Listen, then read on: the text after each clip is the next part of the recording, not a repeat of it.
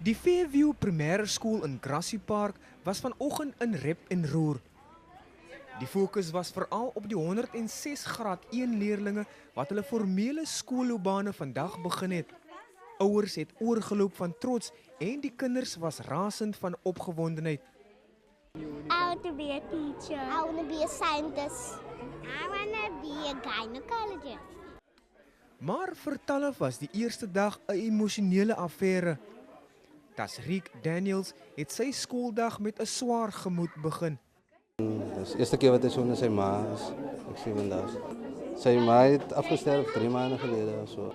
Oor die algemeen was die Wes-Kaapse LER vir onderwys tevrede met hoe sake verloop het, maar hy was bekommerd oor laat inskrywings.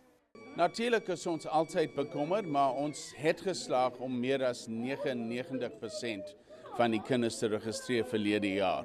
En ons sal hard werk om die kinders so gou moontlik in ons skole te kry.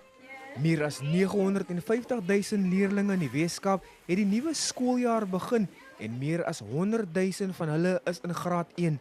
Die syfer sluit nie onafhanklike skole of graad R's in nie.